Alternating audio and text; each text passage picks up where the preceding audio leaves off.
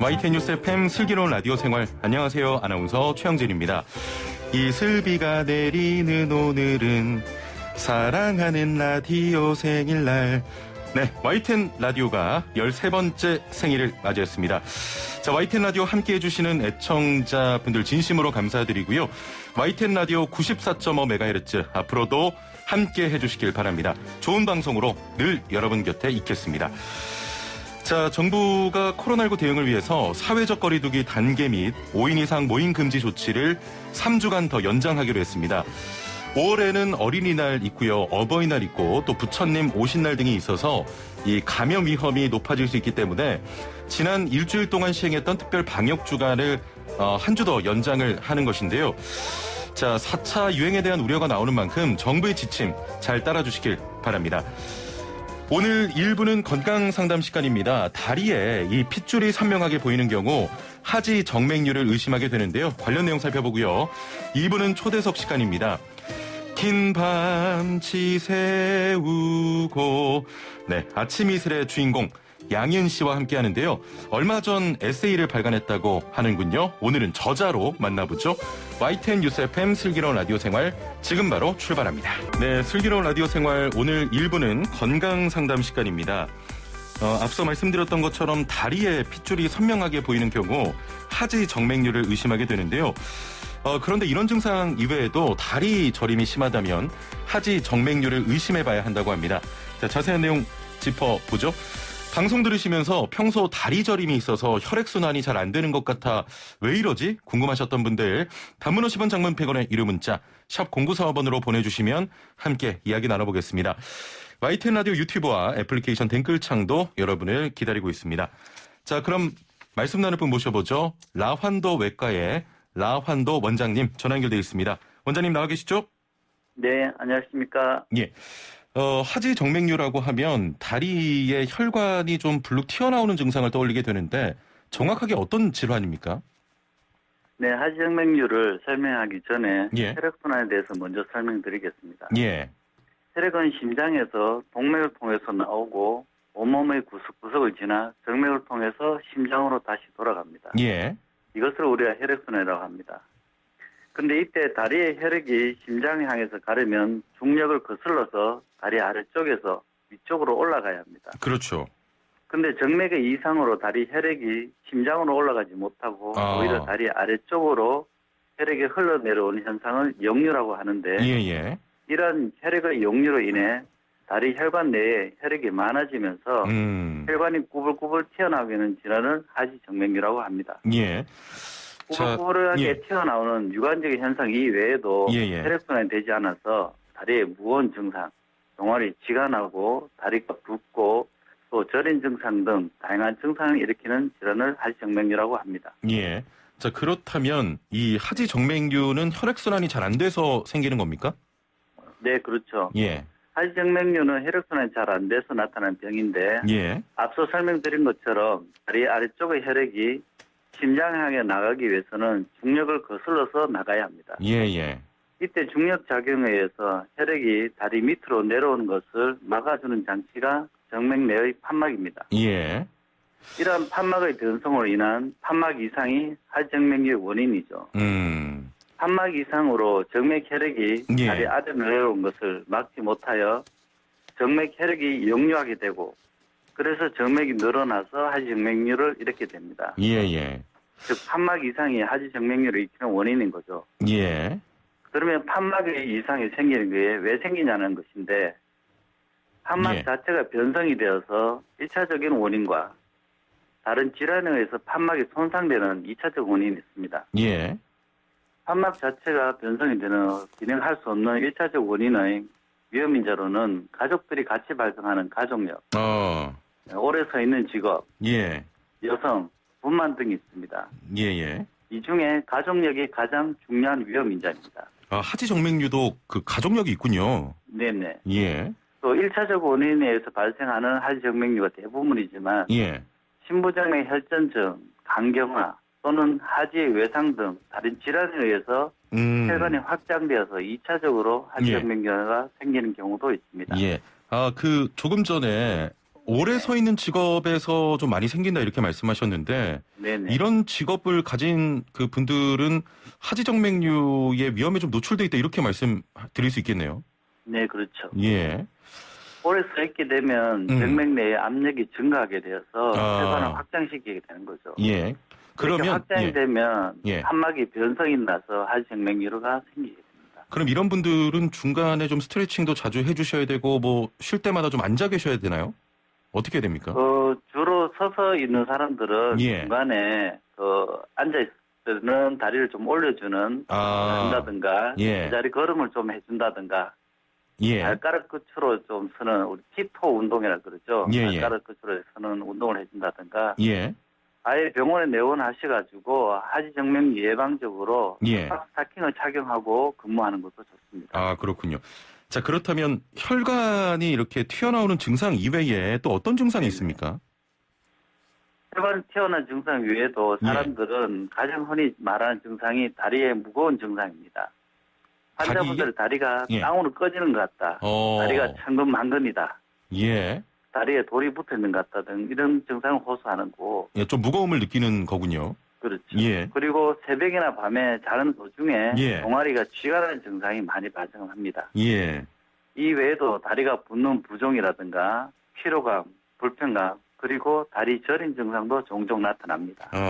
그 다리가 저리는 증상도 하지정맥류의 한 증상이라고 말씀하셨는데 네네. 다리 저림 같은 경우는 뭐 저도 흔히 좀 느끼는 그런 증상인데 일반적인 다리 저림과 어떻게 좀 차이가 있습니까? 우리가 주로 다리를 꿇어앉게 되면 정맥 혈관이 접혀져서 정맥 혈액이 종아리에 모여지지 않습니까? 이럴 때 다리 저림 증상을 일으키는데 이럴 때는 다리를 펴준다든가 종아리를 주물러주면 종아리 내에 정맥의 혈액이 빠져나가면서 정맥의 다리 저림 증상은 사라집니다. 이런 거는 생리적인 현상이지만 하지정맥류를 가진 사람들은 꿇어앉는 자세 이외에도 가만히 서 있거나 의자에 앉아 있어도 저림 증상을 발생할 수가 있습니다. 아, 그렇군요. 그 성별이나 나이에 관계없이 발생하는 겁니까? 나이가 들면 그 정맥류는 더 많이 발생을 하게 됩니다. 그래서 여성들이 또 많이 발생을 하고요. 아, 여성들에게 많이 발생한다? 네. 외국 연구에 따르면 10대 이상의 여성에서는 72%에서 하지정맥을 가지고 있지만은 20대 남자에서는 1%밖에 가지고 있지 않다고 합니다. 그렇군요. 또 여성의 경우에서는 남성에 비해서 3배에서 4배 더 많이 하지정맥류가 발생을 합니다. 이거는 생리 주기 때문에 여성 호르몬이 주기적으로 증가해서 정맥벽과 판막을 팽창시켜서 판막이 약해지게 만드는 작용하고 임신 때 혈액 양이 증가로 인해서 혈관이 팽창하고 그렇구나. 또 임신 말기에 커진 자궁이 하대 정맥을 압박하여서 다리 정맥이 팽창되어서 정맥의 판막이 변성을 일으키게 됩니다. 이것 때문에 남성보다 여성이 훨씬 더 많이 발생하는 원인이 된 겁니다. 그렇군요. 그 애플리케이션으로 미니맘님께서 잠 자다가 갑자기 다리에 돌덩이처럼 뭉쳐지고 땡기고 아픈데 어떻게 해야 됩니까? 평소 운동법도 좀 알려주세요라고 하셨거든요. 네네. 잘 때 쥐가 나는 증상이 정맥류의 특징적인 증상 중에 하나인데 이거는 만약에 다리가 자주 반복적으로 쥐가 난다면 주무시기 전에 좀 근육을 풀어주는 스트레칭을 한다든가 마사지를 한다든가 그렇게 좀 증상을 완화시켜줄 필요도 있지만 하지정맥류의 초기 증상일 수가 있기 때문에 혈관 전문의한테 혈관 상태를 확인해 보는 게 중요할 것으로 생각됩니다. 자, 그러면 하지정맥류 초기에 발견하면 완치할 수 있는 겁니까? 하지정맥류 치료는 혈관 상태에 따라 달라지기 때문에 초기 하지정맥류는 혈관경화 주사 치료라고 주사만으로도 치료가 완치될 수가 있습니다. 아, 주사만으로도? 네네. 알겠습니다. 하지정맥류 치료 방법이 혈관경화 주사 치료로 하는 주사 치료도 있지만 절개 수술 치료라든가 레이저 수술, 고주파 수술 최근에는 생체 접착제를 이용한 정맥 폐쇄 수술 등이 여러 가지 종류들이 많이 있거든요. 그래서 환자 상태에 따라서 그 혈관 상태에 맞는 치료 방법을 선택을 하는 게 중요합니다. 자, 지금 그 애청자분들의 문의가 쇄도하고 있는데요. 0199번님, 가족력이 있다는 이야기면 하지 정맥류도 유전이 될 수 있다는 얘기네요. 라고 하셨거든요. 아직 하지 정맥류에 대해서 예. 일으키는 유전자는 발견되지 않아 있습니다. 아, 그렇군요. 예. 네, 가족력이 있는데 부모님의 하지 정맥류가 있으면 예. 그렇지 않은 경우보다 2배 더 많이 발생을 하고 친척이 하지 정맥류 있는 경우에는 40% 정도 더 발생을 한다고 보고가 있습니다. 예, 그렇지만 예. 유전자가 발견되지 않아서 자기가 하지 정맥류가 있다고 자식이 100% 하지 정맥류 가진다. 예. 이런 건 아직은 발견되지 않았습니다. 예. 5780번님, 양쪽 종아리와 허벅지 군데군데 실핏줄이 시퍼렇게 보이는데 이것도 하지정맥류 촉인가요? 라고 하셨거든요. 네, 근데 피부가 희고 얇은 분들은 예. 피부 밑에 정상혈관이 비쳐 보이는 경우도 있습니다. 그렇죠. 예. 네, 근데 하지정맥 중에 모세혈관 확장증이나 망상정맥도 그렇게 보이는 경우도 있거든요. 예, 예. 이런 경우는 본인들이 확인하기 좀 어려운 경우도 있습니다. 그래서 가까운 혈관 전문의한테 가서 혈관 예. 상태를 확인해 보는 게 좋을 것 같습니다. 예, 가서 확실하게 좀 확인해 보시는 게 좋겠습니다. 네네. 6325번님, 잠자다가 특히 종아리가 저려서 잠이 깰 때가 많은데요. 정맥이 살 속으로 파고 들어가는 증상이 있습니다. 왜 이런 건가요? 라고 하셨거든요. 혈관 자체가 팽창되고 늘어지는 자체는 사람들이 인지를 할 수는 없습니다. 예. 우리가 심장이 지금 가만히 있어 계속 뛰고 있고 동맥으로 피가 지나가고 있지만 예. 일반적으로는 느끼지를 못하거든요. 근데 환자분들은 가끔씩 혈관이 쪽으로 물이 흘러간다든가 예. 혈관이 팽창된 느낌이 든다든가 이렇게 느낀 경우도 있는데 이런 경우는 정맥류의 증상이 아닐 수도 있어요. 그렇지만 그 정맥류가 있는 사람들도 그렇게 느낀 경우가 있기 때문에 혈관 상태를 같이 평가를 해보는 게 중요할 것 같아요. 예, 예. 0179 발목 부근에 쥐가 자주 나는데 이런 증상도 하지정맥류와 관련이 있을까요? 라고 하셨습니다. 네, 종아리 쥐가 나는 증상은 하지정맥류와 연관성이 많습니다. 혈액 아까 말씀드린 것처럼 예. 혈액순환이 되지 않아서 종아리에 노폐물과 피들이 고여있기 때문에 쥐가 예. 나거든요. 예. 그렇기 때문에 쥐가 반복적으로 자주 난다면 혈관에 문제가 있을 수가 있습니다. 그래서 그거는 혈관을 확인해 보는 게 좋아요. 예. 그 혹시 여성분들의 그 힐이 있잖아요. 하이힐. 예. 이런 게 저 하지정맥류에 많이 안 좋습니까? 그렇죠. 하이힐을 신게 되면 예. 종아리가 계속적으로 수축을 하게 됩니다. 종아리가 수축과 이완을 하면서 혈관을 짜주어서 예. 정맥혈관의 피를 밖으로 배출해 줘야 되는데 종아리 예. 밖으로. 근데 하이힐을 신게 되면 계속 종아리가 꽉 쪼아주고 있기 때문에 예. 혈관에서 피가 나가는 걸 막고 있는 거죠. 예. 그러다 보면 아래쪽으로 피가 더 많아져서 혈관이 늘어나게 돼서 예. 오래 지속되면 혈관의 변성을 일으키게 되는 겁니다. 저희 이 담당 PD가 본인 키보다 더 높은 하이힐 굽을 좀 신고 다니거든요. 네네. 예, 지금 듣고 있으니까, 네네. 이제 앞으로 잘하겠죠? 2042번님, 다리가 너무 잘 부어서 압박 스타킹 의료용으로 사서 신고 있는데 좀 비싸서요. 일반 압박 스타킹도 하지정맥류에 효과가 있을까요? 라고 문의하셨습니다. 네, 일반 스타킹과 우리가 병원에서 처방하는 의료용 압박 스타킹 차이가 있습니다. 예. 네, 의료용 압박 스타킹은 종아리 아래쪽에서부터 허벅지를 통해서 피가 나갈 수 있도록 단계적으로 압력이 편차를 두게 되어서 나가게 서게 되어 있는데 일반적인 스타킹은 다리에 밀착하게 되어 있습니다. 그래서 압력 편차가 혈액순환을 도와줄 정도가 되지는 않습니다. 그래서 하지정맥류에는 일반 스타킹은 도움되지 않고 정맥류가 의심되거나 증상이 많이 심할 경우에는 요즘에는 의료용 압박 스타킹은 의료보험이 되기 때문에 의료보험이 되는군요. 네네. 병원에 와서 진료를 보고 자기에 맞는 길이와 압력의 차이를 구해서 그거를 신는 것이 더 도움이 됩니다. 예, 알겠습니다. 오늘 애청자분들의 문의가 많은데 시간이 다 돼서 저희가 다음번에 또 모시도록 하겠습니다. 오늘 말씀 감사합니다.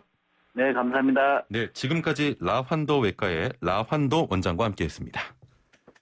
자, 오늘은 퀴즈 말고 YTN 라디오 13주년 기념으로 특별히 슬라생배 100일장 준비했습니다. 자, 오늘 YTN 라디오가 13살이 되는 날인데요. 그래서 주제어는 13입니다. 13수로 이행시를 지어주시면 되는데요. 저도 하나를 준비를 해봤습니다. 열심히 세팅한 제 앞머리 어떤가요? 멋있죠? 지금 YTN 라디오 유튜브 들어오시면 보실 수 있습니다라고 작가가 써준 건데 와 너무 별로네요. 예, 저 그냥 읽었습니다. 제 생각은 아니에요. 자, 단문 50원, 장문 100원의 유료 문자 샵 0945번, 우물정 0945번으로 13수로 이행시 지어서 보내주시면 저희가 추첨을 통해서 아주 잘 지어주신 이행시 추첨을 통해서 선물로 보답하겠습니다. 스마트폰 사용하시는 분들 YTN 라디오 애플리케이션 또 유튜브 댓글창을 통해서 참가하실 수 있습니다. 자, 슬기로운 라디오 생활 슬라생배 100일장 13수로 이행시 보내주시고요. 4256번님 YTN 라디오 13주년 축하합니다. 최영진님 쭉 가게 해주세요 라고 하셨고 6040번님 YTN 라디오 13번째 생일 축하합니다. 술기운의 라디오 생활 매일 잘 듣고 있습니다. 최영진 잘생겼다 라고 하셨는데 MC 권한으로 이분 선물 드리겠습니다. 예, 이런 분들은 이행시 필요 없어요. 자, 선물 드리고요. 7968번님 생일 축하합니다. 저도 쭉 함께 할게요. 감사합니다. 자, 3894번님 YTN 라디오 13주년 축하합니다. 공정한 언론, 정직한 언론 다 좋은데요. 슬기로운 라디오 생활은 늘 신선하고 재밌게 남아주세요 라고 하셨네요. 예, 여러분의 바람처럼 그렇게 늘 여러분 곁에 있겠습니다. 자, 이행시 보내주신 분들 13수로 이행시 보내주신 분들 저희가 추첨을 통해서 선물 드리는데요. 선물 소개해드릴게요. 정직한 건강식품 전문점 백세라이프에서 활력소 침향 청심단 3천 선물 세트와 로얄 아르간 커넬 오일 선물 세트, 영화 드라마 예능 다큐멘터리 애니메이션을 무제한 감상할 수 있는 왓챠에서 프리미엄 1개월 이용권, 요리하는 천하장사 박광덕의 감칠맛 나는 국물 해물 디포리 다시팩, 88년 전통의 이탈리아 명품 커피 일리커피에서 프리미엄 스틱 원두커피 세트, 해썹 인증받은 7번 밀키트 1000명 시식평가단이 만든 은큼 떡볶이에서 떡볶이 키트 3팩, 착한 세제를 만드는 소다스쿨에서 베이킹소다 선물 세트 선물로 드리겠습니다. 많은 참여 기다리고 있겠습니다.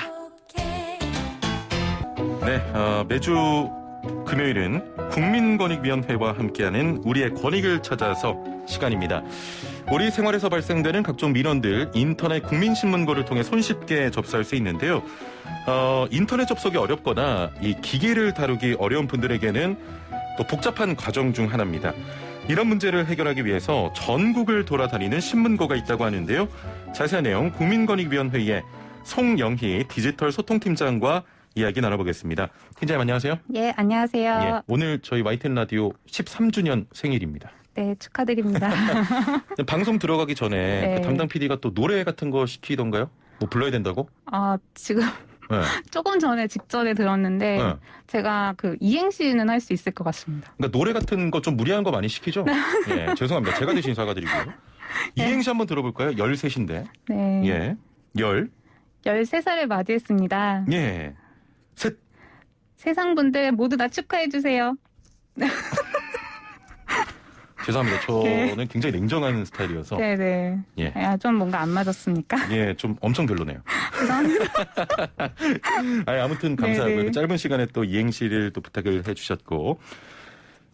저도 좀 내용 보고 놀랐습니다. 전국을 돌아다니는 신문고. 소개부터 좀 해주시죠. 예, 잘 아시겠지만 국민권익위원회에서는 국민의 고충 민원을 접수받아 처리하는 업무를 하고 있는데요. 예. 예, 주로 방문이나 온라인으로 접수를 많이 해주십니다. 그런데 도서 벽지나 접근성이 떨어지는 지역, 그 제 지역에 계시는 분들, 외국인 근로자, 국군 장병 같은 분들은 구충이나 애로가 있어도 국민권익위원회를 방문하기 좀 어려우시고요. 그렇죠. 또한 인터넷 민원 신청이 어려우신 분들이 좀 있으실 수 있습니다. 예. 이런 경우에 직접 찾아가서 상담해 드리는 권익 서비스가 이동신문고입니다. 이런 지역과 장소를 또 직접 찾아간다.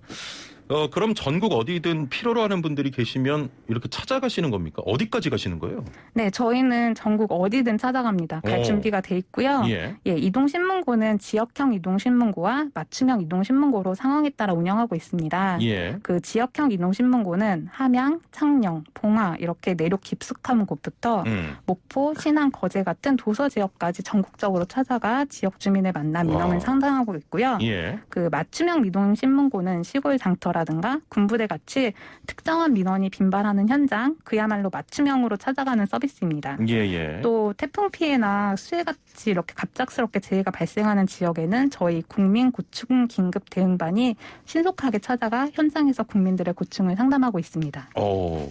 제가 지금 들으면서 느낀 건 대단하십니다. 네. 굉장히 먼 곳, 전국을 다 찾아가고 계신데 현장에서 어떤 민원들 주로 얘기하세요? 네, 작년에는 코로나19로 인한 취약계층 상담도 많았습니다. 예, 그중에서 하나 소개해드리면 일용직 근로자로 근무하시다가 코로나19로 실직 상태에 놓인 민원인의 사례입니다. 예. 이분은 근무 기간이 6개월로 짧아서 실업급여도 받지 못하고 있는 상황에서 우즈베키스탄 출신 배우자가 자녀와 고국으로 출국했다가 코로나19 때문에 입국을 못하면서 생계 유지가 곤란해지셨습니다. 그래서 식품과 생필품, 아이의 학용품 등을 지원해달라는 민원이 있었습니다. 이런 분들이 좀 곳곳에 계신 것 같아요. 코로나19로 이렇게 어려움을 겪는 분들도 많은데 어디에 얘기해야 되는지 몰라서 좀 어려움을 해결하지 못하는 분들도 많을 것 같습니다. 네. 어떻게 해결이 됐나요? 이 민원에 대해서는 한국사회복지협의회 좋은 이웃들이라는 기관이 있는데 이 기관에서 위기가정 구호비를 지원했고요. 기초푸드뱅크와 연계해서 식품, 생필품을 지원하여 민원을 해결했습니다. 예. 아니 그동안 민원이라고 하면은 사실 행정 처리가 좀 잘못된 상황만 떠올리곤 했는데 만능이네요. 이런 민원도 건의해서 지금 담당하고 있군요. 네, 사실은 이제 법상으로 정해진 민원보다 이동신문고에서는 조금 더 이제 많이 도와드리려고 저희가 노력을 하는데요. 그래서 법에서 정한 고충 민원 외에도 관계기관과의 협업을 통해 국민권익 사각지대에 놓여 있는 소외계층을 대상으로 긴급 생계비 또는 의료비 지원이나 긴급 자금 대출 등 다양한 민원 서비스를 제공하고 있습니다. 그렇군요. 자, 사례 하나 더 소개해드리기 전에 저와 의견이 맞으면 이 애청자분께 선물을 드릴 건데 잘 들으시고 이거 이행시 괜찮다고 하시면 그냥 과감하게 말씀해 주시면 돼요. 2140번님, 저 운 좀 띄워주세요. 13. 열심히 슬라생 들을 거예요. 셋이 듣다 둘이 죽어도 들을 거예요. 솔직히 이 정도면 뭐 진짜 괜찮다라고 하셨는데 본인이 어떠십니까? 셋이 듣다 둘이 죽어도 들을 거라고. 그러면 그렇게 진심이시면 선물을 드려야 되지 않을까요? 이분 드릴게요. 저희 둘의 의견이 일치했습니다. 자, 또 소개할 만한 사례가 있을까요? 네, 산업재해와 관련된 민원인데요. 지난해 이동신문고를 통해 접수된 사례입니다. 산업재해를 입고 치료 회사에 복직했는데 이전 업무와는 관련이 없는 부서로 보낸 겁니다. 산업재해 때문에 노동력에 문제가 생겼다는 이유에서였는데요. 다시 기존의 업무로 돌아가고 싶다며 방법을 찾아달라는 요청이 있었습니다. 일하다가 다친 것도 화가 나는데 선의익자는 좀 다른 업무까지 한다면 직원 입장에서는 많이 억울할 것 같습니다. 어떻게 됐나요? 당시 해당 사업장이 상시 근로자 5명 이상의 사업장에 해당됐습니다. 그래서 지방노동위원회를 통한 부당정보 구제 신청 절차를 안내해드렸습니다. 자, 이동신문고 좀 더 부지런히 좀 다녀야 될 것 같은데 앞으로 어떻게 운영될 예정입니까? 네, 저희는 부지런히 올해도 계속 다닐 예정이고요. 매달 4개에서 6개 지역에서 이동신문고가 운영될 예정입니다. 각종 현안이 있으면 그 외 계획된 거 외에도 추가로 방문해서 촘촘하게 국민의 어려움을 챙겨볼 예정이고요. 물론 이제 코로나19 상황임을 감안해서 함께하는 기관과의 협조를 통해 철저한 방역을 실시할 거고요. 상담 시에도 감염병 예방을 위해 직원들도 최선을 다할 겁니다. 앞으로도 그 민원 사각지대가 없도록 전국 방방곳곳 열심히 또 띄워주시길 바라겠습니다. 오늘 말씀 감사합니다. 감사합니다. 지금까지 국민권익위 송영희 디지털 소통팀장과 함께했습니다. 조세팡님께서 열심히 일하면서 재밌게 듣는 3시에 YTN 라디오 생생경제라고 하셨는데 생생경제 가세요. 생생경제 PD님께 선물 받으시고 57분 날씨와 교통정보 듣고 11시 정각 2부에서 뵙죠.